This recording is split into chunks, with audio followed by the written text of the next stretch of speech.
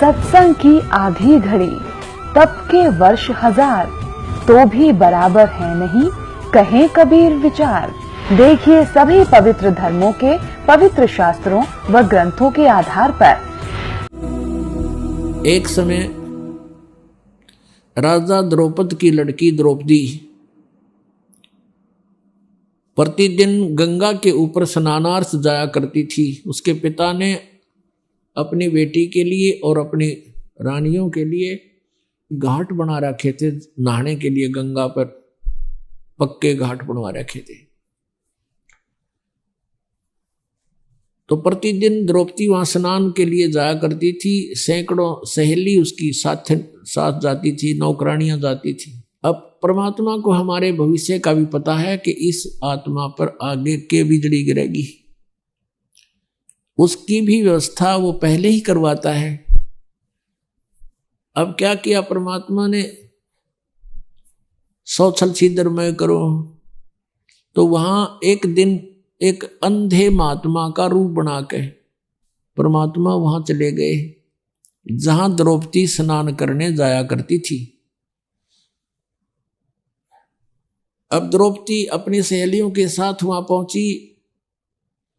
महात्मा अंधे थे, नहा रहे थे, उनके पास कोई अन्य वस्त्र नहीं था, ओनली एक लंगोट था जो उसने बांध रखा था, और कोई वस्त्र नहीं था, गर्मियों के दिन थे।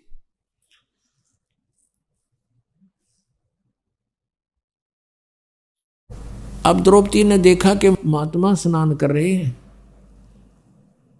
और जनाना जो उनका नहाने का स्थान था उसके डाउन स्ट्रीम में जिधर पानी बहकर जा रहा था, वहां उससे दूरी पर लगभग 2-3 एकड़ 400-500 फुट की दूरी पर स्नान कर रहे थे। अब द्रौपदी ने देखा महात्मा हैं, जो पुण्यात्मा होते हैं, साधु को देखकर एक विशेष अट्रैक्शन बनता है।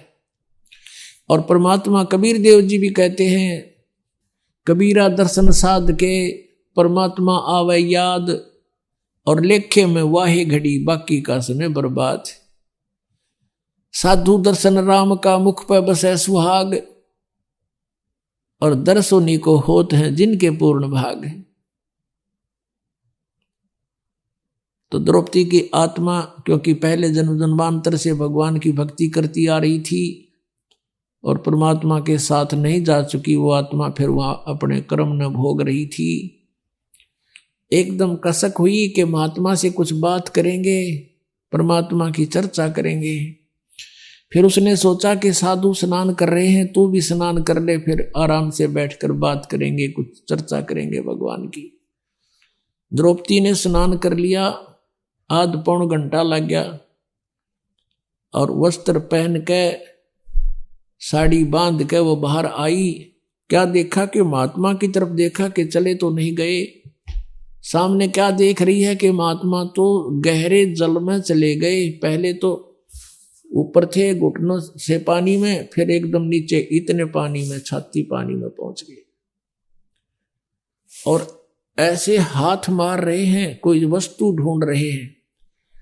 द्रौपदी ने ध्यान से देखा कि महात्मा के पास कोई वस्त्र नहीं है, बाहर भी वस्त्र नहीं है किनारे पर, और एक ही लंगोट बांध रखा था, वो पुराना होने से उसका धागा टूट गया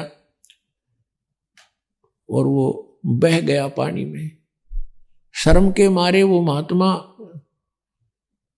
और छाती से ऊपर तक जल में प्रवेश कर गया कि इधर बहन बेटियां स्नान कर रही हैं। आवाज से उसने महसूस किया। अब उन्होंने आइडिया लगाया द्रौपदी ने कि ये महात्मा अंधा है, इसको दिख नहीं रहा, इसी कारण से इधर गलत स्थान पर आ गया, नहीं तो इधर कोई पुरुष नहीं आता, ये अनजानपने में आ गया। यदि वहां कोई आसपास पुरुष आ जाता तो उसको सजा देते थे। उसको महसूस हुआ कि ये महात्मा आंखों वाला नहीं है, नहीं तो इधर नहीं आता। फिर द्रौपदी ने देखा कि इसके पास वो कोई वस्त्र नहीं है, और ये महात्मा शर्म के मारे जल में प्रवेश कर गया है, ये बाहर नहीं आएगा, और बेचारा सारा दिन इसमें खड़ा रहेगा, रात्रि के समय ही ये बाहर आएगा, और फिर इसको वस्त्र कहाँ मिलेगा। तो लड़की ने उसी समय अपनी साड़ी में, जो राजा की लड़की कितनी कॉस्टली साड़ी पहनती होगी, विचार कर लीजिए पुण्यात्मा। और इसको कहते हैं कि लूट सको तो लूटियो, राम नाम की लूट, पीछे फिर पछताओगे, प्राण जहांगे छूट। अब इसको लूट कहते हैं। भगवान को कैसे लूटना है? अब द्रौपदी ने अपनी साड़ी पाड़ के और जल में बहा दी कि महात्मा का हाथ लग जाएगी और ये इसको कौपीन बना के बाहर निकल जाएगा। वो हाथ नहीं लगी, उसको दिखाई दे नहीं था, वो दूर से खिसक गई। लड़की ने दूसरी साड़ी पाड़ी और फिर बहा दी, वो भी उसके लीर हाथ नहीं लगी। लीर माने एक टुकड़ा। दूसरी फिर पाड़ा वो एक लीर सी और वो बहा दी, वो भी हाथ नहीं लगी। 7-8 कौपीन, कम से कम 8-9 इंच की पाड़े थी। और ये 2 गेट देख लो कितने हो गए, लगभग 1.5 फुट हो जाता। 7-8 में तो आधे से ज्यादा साड़ी गई। फिर उसने सोचा कि भी महात्मा है, पिता के समान है और ऐसे कोई यूज नहीं, मैं दूर से शर्म के मारी मैं भी दूर से डाल रही हूं। तो लड़की ने एक लकड़ी देखी लंबी, उस लकड़ी का एक और लीर पाड़ कर अपने साड़ी की एक टुकड़ा और उस लकड़ी का लपेट लिया और नू लटका लिया आधे से ज्यादा। और धीरे धीरे जाकर के उस महात्मा जैसे हाथ मार रहा था ऐसे खोद रहा था, उसके आसपास कर दी। और वो कपड़ा जो ही उसके हाथ लगा उसने तुरंत पकड़ दिया मजबूती से। वाह भगवान, बड़ी सुनी मेरी। तब उसने देखा नू और जैसे अंधे करा करें ऐसे लीला की, अरे ये तो भाई किसी बहन बेटी का कपड़ा है, ये तो साड़ी का कपड़ा है। कहने लगा, बेटी आज तने मेरी इज्जत राखी है, मेरा पर्दा रखा है, भगवान तेरी इज्जत रखेगा और तने गणाए दे। अब कहते हैं 7 वचन पलटे नीचे पलट जा ब्रह्मांड, और वो तो भगवान आ रहे थे 7 रूप में।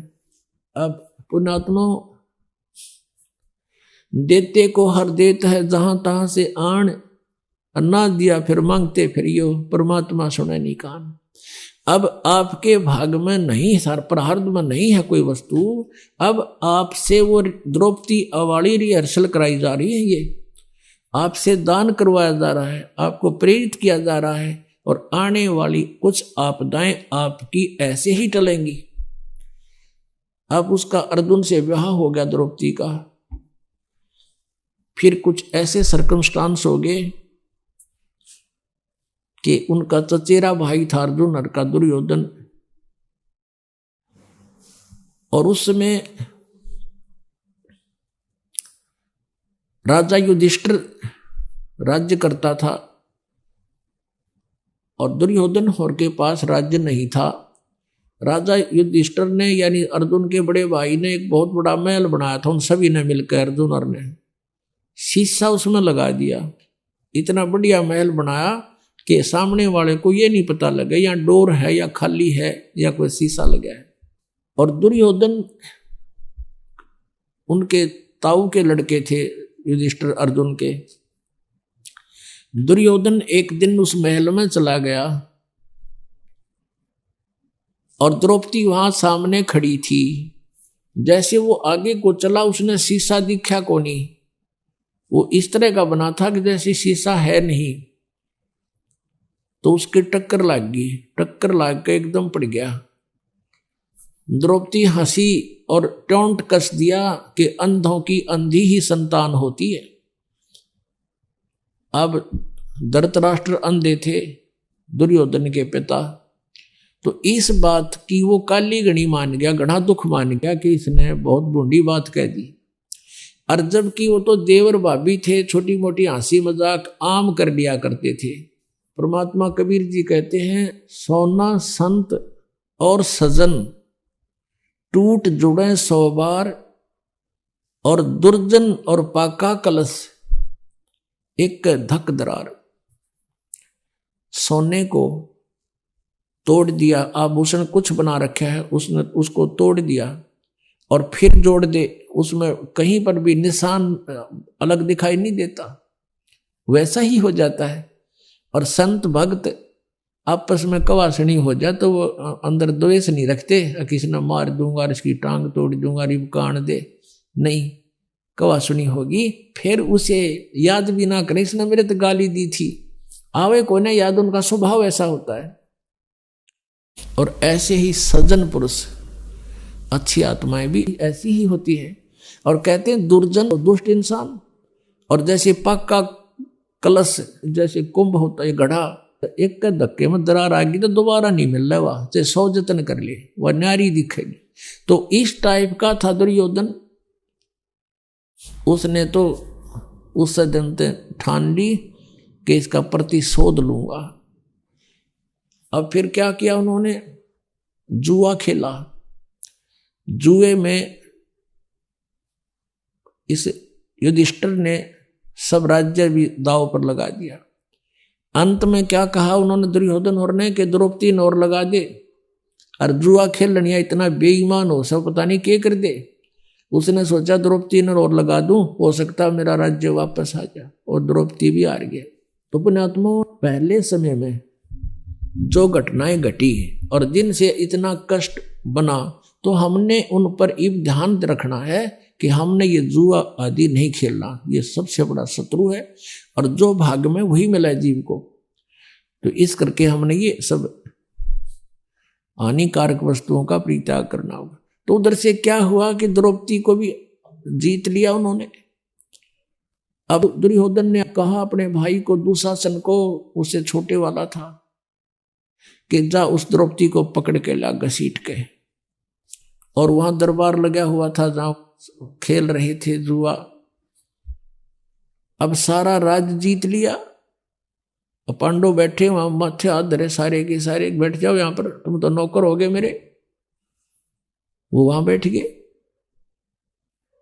और वहां पूरे दरबार में भीष्म पितामह, द्रोणाचार्य, कर्ण और विदुर, ये सब विराजमान बैठे गणमान्य व्यक्ति।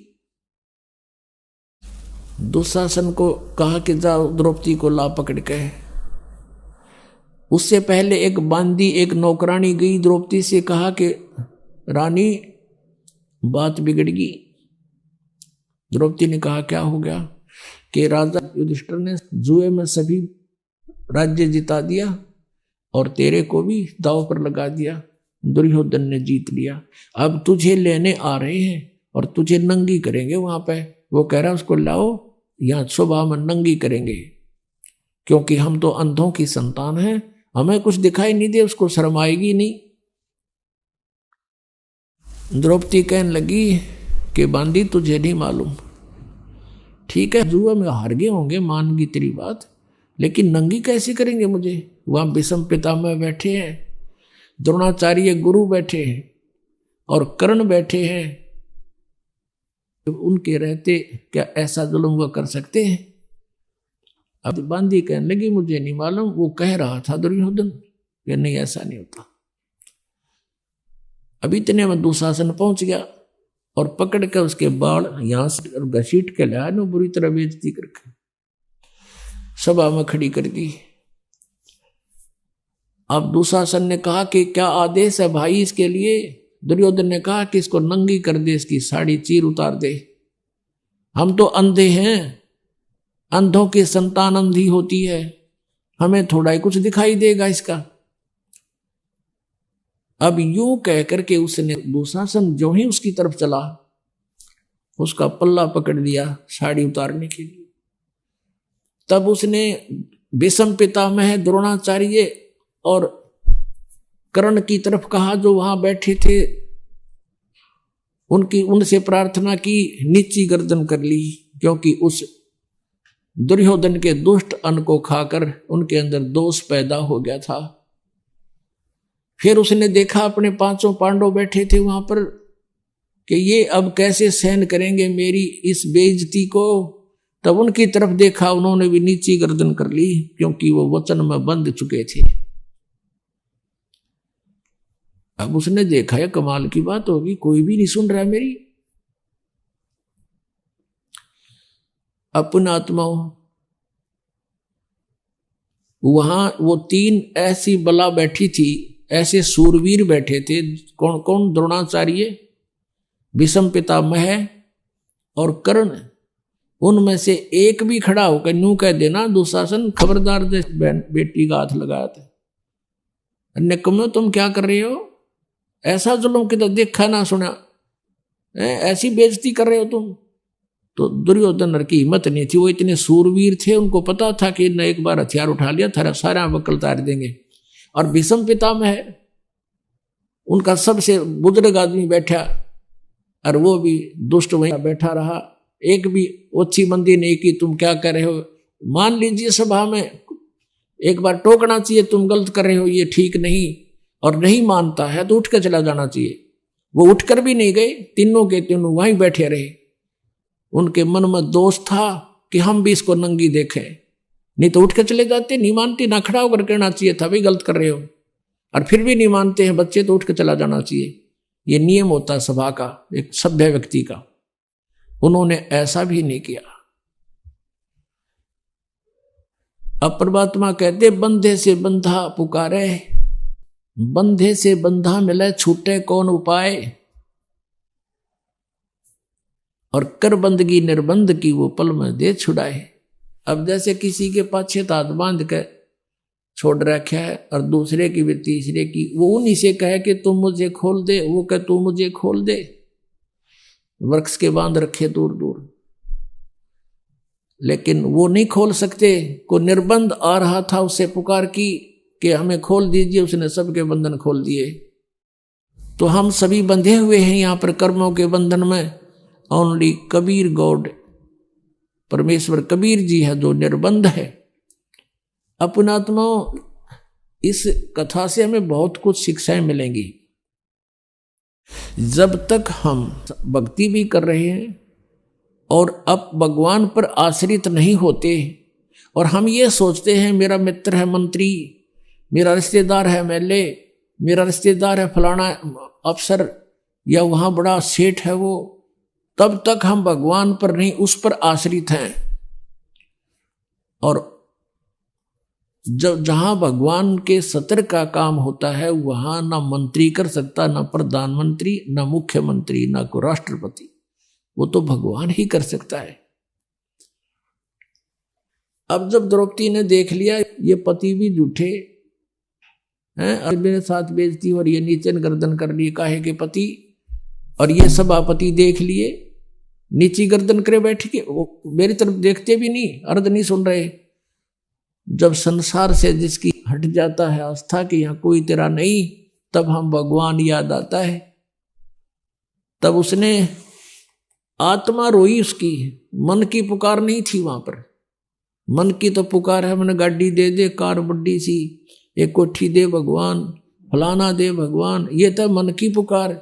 और ये आत्मा की पुकार थी, सच्ची सचमुच आवश्यकता है अब इसकी बचाव की। अब क्या होता है कि यहाँ जब हम रोते हैं, रोते तो सभी हैं, जिस पर आपदाएं आती आत्मा सभी रोती हैं और याद भी करती हैं भगवान को लास्ट में। तो क्या होता है, हमारी पुकार जाती है धर्मराज के दरबार में, जो यहाँ का लेखा जोखा करता, अकाउंट करता है सबका। और वहां जब पुकार जाती है तो वहां आसपास बहुत जोर की शोर हो जाता है उस चिल्लाहट का। तो उसी समय धर्मराज देखता है कि किस नंबर की आत्मा पर क्या आपत्ति है, और मैं उसका कोई पिछला पुण्य है कि नहीं किसी संचित कर्म में भी। फिर वो देखता है कि उसका यदि कोई पुण्य है तो वहां से फिर वो पुण्य का प्रतिफल नीचे आता है, और पूर्ण परमात्मा ही उसी को आधार बना के उस पुण्य के आधार से उसकी रक्षा करता है। करता वही है पूर्ण परमात्मा ही, और वो अपना नाम नहीं लेते। कहते हैं 184 जीव को और साहेब भोजन देत, 184 पोखता, वो अपना नाम नहीं लेते। अपना नाम नहीं लेने आता, उसका बहाना बना दिया, उसको ऐसे मिल गया, उसको ऐसे मिल गया, वो करा वही रहा है सारा कुछ। तो वहां से वापस आती है, तो इसकी पुकार पहुंची द्रौपदी की वहां, और उसकी वहां फाइल खुल गई, वो सीडी ऑन होगी उसके पुण्य कर्मों की। तो उसमें देखा धर्मराज ने कि एक इसने परम संत को, सुपात्र को, और जिसको आवश्यकता थी, एक साड़ी का टुकड़ा दे रखा है और उस संत ने उसको आशीर्वाद दे रखे है, उसका ढेर लग गया है। तो वहां से क्या था, जैसे श्री कृष्ण जी जो थे पांडवों के गुरु थे, आध्यात्मिक गुरु। जैसे गीता जी अध्याय नंबर 2 के श्लोक नंबर 7 में अर्जुन कहता है कि मैं आपका शिष्य हूं और आप हमारे गुरु हो, आचार्य हो, और मैं मुझे जो आज्ञा दो, जो मेरा हित हो वो बताइए, मेरी बुद्धि काम नहीं कर रही है। तो श्री कृष्ण जी गुरु थे। करे करावे साइया मन में लहर उठा, दादू सरधर जीव के आप बगल हो जा। अब वहां से जैसे यहां से पुकार गई धर्मराज के दरबार में, वहां से रिफ्लेक्ट हुई कि उसका पुण्य है, उस पुण्य की प्रतिफल फिर आया श्री कृष्ण जी के शरीर में टकराया, क्योंकि उसका गुरु था वो। अब परमात्मा ने भक्ति को जीवित भी रखना था। काल चाहता है कि ये भक्तिहीन हो जाए, इनका कोई काम सरे नहीं भगवान की भक्ति से, इसलिए शास्त्र विरुद्ध साधना शुरू करवा रखी है इसने, तो ये नास्तिक हो जाए। और परमात्मा का प्रयत्न रहा है, क्योंकि कलयुग तक ये भक्ति घसीट के लानी थी भगवान ने, कबीर साहब ने। कभी समय आने पर बताएंगे कारण क्या था। अब प्रसंग दूसरा चल रहा है। जिन्होंने सत्संग ज्यादा सुन रखे हैं उनको मालूम है कि परमात्मा कबीर जी परमेश्वर की और इस काल की वार्ता हुई थी, इसने कुछ प्रार्थना की थी और परमात्मा ने वचनबद्ध होकर उसने कहा था कि 3 युग में जीव थोड़े ले जाना, चौथे में आप कितने ले जाना। तो ये चाहता है कि चौथे युग तक इनको सबको नास्तिक बना दूं। जैसे महात्मा बुद्ध थे, पिछले जन्म के बहुत अच्छे पुण्यकर्मी प्राणी थे, राजा के घर जन्म हुआ, क्योंकि जो स्वर्ग में रह रहा है उसका यहाँ दिल कहाँ लगे, राज भी त्याग दिया, भगवान पाने की चेष्टा की, लेकिन वे ऑफ वर्शिप ठीक ना होने से उनके वचन में शब्द में शक्ति थी पूर्व जन्म की, लेकिन वे ऑफ वर्शिप ठीक नहीं थी। उसने अपनी वचन की यानी शब्द की शक्तियों से प्रभाव था उसके वक्तव्य में, जिस कारण से लाखों लोगों को संग लगा लिया, लेकिन उनके द्वारा बताई गई भक्ति विधि से किसी को आध्यात्मिक लाभ नहीं हुआ, तो सभी नास्तिक हो गए। पूरा चीन और पूरा रूस ये सब बौद्धिक धर्म को मानने वाले थे, बौद्ध धर्म को, आज सारे नास्तिक हो गए। काल यही चाहता है कि नास्तिक हो जाए, फिर सुना ही नहीं भगवान के बारे में, कटा टंटा। और परमात्मा चाह रहे थे कि किसी प्रकार यह भक्ति इस प्राइम टाइम तक पहुंच जा, आस्था बनी रहे प्यारी आत्माओं की भगवान में। तो इस तरह के उदाहरण वो स्वयं करके गए थे। और मर्यादा भी बनानी थी कि गुरु के बिना काम नहीं होना। अब श्री कृष्ण उनके गुरु थे। श्री कृष्ण तो रुक्मिणी के साथ शतरंज खेल रहा था, बता क्या का गुरु था वो। अब उससे क्या होना था, वो खुद थोड़ा रंगरेलिया मना रहे हैं। अब लेकिन परमात्मा ने तो वो जो कार्य विधिवत करवाना और इसको जीवित रखना था कि गुरु के बिना मैं काम नहीं करूंगा तुम्हारा।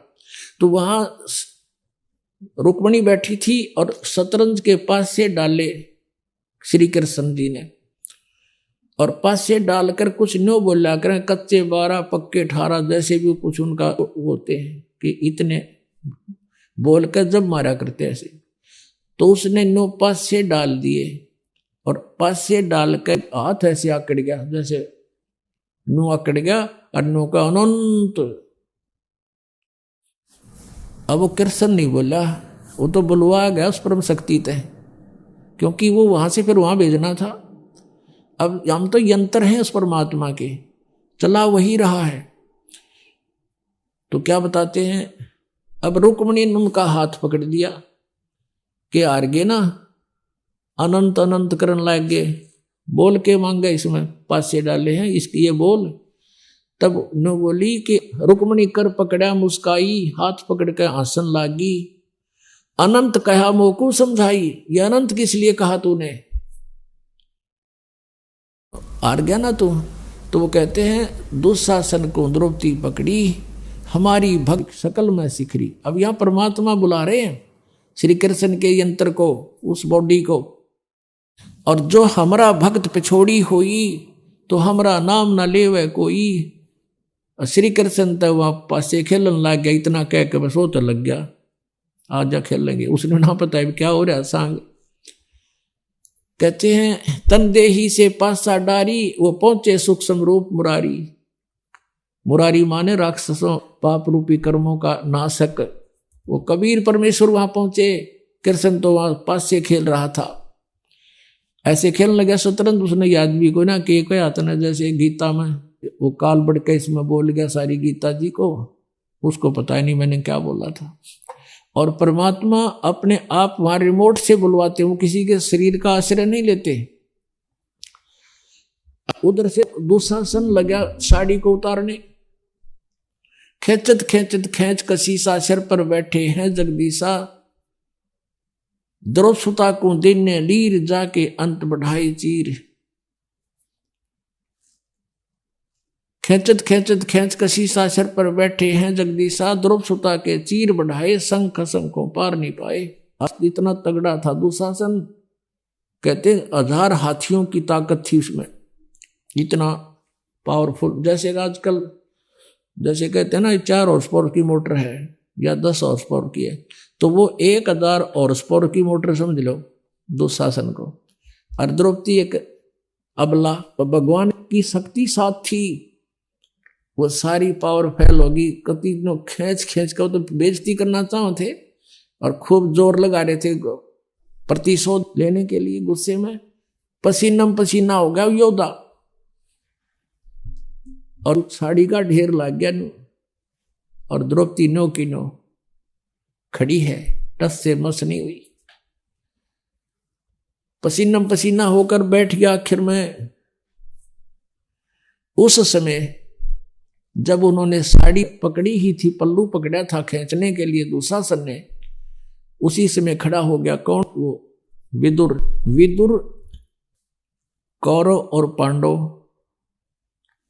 का भाई था, उसका धृतराष्ट्र का और कौरव का भाई था। वो 3 भाई थे। ये बांदी से उत्पन्न हुआ था विदुर, तो उनका चाचा था नाते में, सगा चाचा। तो विदुर खड़ा हुआ और उनसे कहने लगा दुर्योधन और दुशासन से कि भले आदमियों तुम क्या करने जा रहे हो? अरे किसकी बेइज्जती कर रहे हो? अपनी ही बहू की। बाहर क्या कहेंगे कि अपनी इज्जत आप पे उतार रहे हो। तब विदुर ने कहा खड़ा होके कि विदुर कहे ये बंधु थारा, एक कुल एक परिवारा। विदुर के मुख पर लगा थपेड़ा। दुर्योधन ने खड़ा होके और अपने चाचा के थप्पड़ मारा। ने बोला तू तो सदा इन पांडवों की ओर बोला करे, तो इनका चमचा है, इनका नौकर है, तू न्याय की बात थोड़ी कहता है। तो दुष्ट इंसान ऐसे बोला करते हैं। कहते हैं विदुर कहे ये बंधु थारा, एक कुल एक परिवारा। विदुर के मुख पर लगा थपेड़ा और कहा तू तो है पांडवों का चेहरा, तू तो है बांदी का जाया। वहां भीष्म द्रोण और कर्ण मुस्काया। अपने आत्माओं देखो, इनको महापुरुष कहा करते, दादा भीष्म नू था, कर्ण ये था, द्रोणाचार्य तो गुरु थे उनके, और गुरु बैठे वहां पर तीनों दांतरे का डन लग गया। जब दुर्योधन ने अपने चाचा के थप्पड़ मारा और जब ये कहा कि तू तो बांदी का पुत्र है और तू तो इनका चमचा है, गुलाम है तू, उस समय कहते हैं तू तो है बांदी का जाया। ये कहा जब भीष्म द्रोण और कर्ण मुस्काया, हंसन लाग गए वह तीनों, जबकि खड़ा हो जाना चाहिए था। नकम्मे अपने चाचा का नहीं हाथ कर दिया, तो उन्हें शर्म नहीं आई? खबरदार जैसी। और उनका 2 धड़ाओं धड़ा के और छुटवा देते उस बेटी को, जा बेटा अपने घर में। तो वो दांदरे काट रहे। ये महापुरुष थे, ये था हमारा महाभारत, जिसने पढ़ पढ़ के आज तक हम बहरे हो गए। ये कथाएं थी इसके अंदर। तो वहां रोल देखो एक महापुरुष का। ये होते हैं सभा के अंदर जो पंच होने चाहिए। अपनी सच्ची बात कहे, कोई धमकावे चाहे मारो छोड़ो, फिर उठ कर चला जाओ। उधर उठ कर चला गया, ठीक है, इतनी उसकी सामर्थ्य था उतना कह दिया उसने। अब बात आई गई हुई। अब कुछ दिनों के बाद श्री कृष्ण आए। श्री कृष्ण से बताया द्रौपदी ने कि भगवान आपने बड़ी इज्जत रखी, मैंने आपको याद किया, क्योंकि गुरु को याद किया जाता है, और आपने मेरी इज्जत रख दी। और कृष्ण जी को पता भी कोई नहीं क्या हो गया, कहानी हुआ। राम के श्री कृष्ण ने साड़ी बढ़ा दी तो फिर बताई गई सारी बातें कि ऐसे ऐसे हुआ था, ऐसे ऐसे हुआ था, और आपने ऐसी दुआ करी, साड़ी इतना ढेर लग गया, साड़ी खत्म नहीं हुई। अब भगवान श्री कृष्ण पिछले जन्म का भी साधक था और उनकी भी दिव्य दृष्टि काम करे थी। अपनी दिव्य दृष्टि से श्री कृष्ण ने देखा कि ओहो, तो द्रौपदी ने पूछा कि गुरुवर मुझे किस पुण्य का फल मिला ये।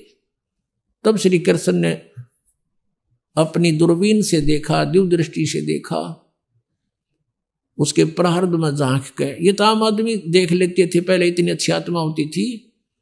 जैसे कहते हैं धृतराष्ट्र ने ऐसे, कोई कथा फिर बताएंगे, प्रसंग बदल जाएगा। तो अब उसने देखा कि द्रौपदी तूने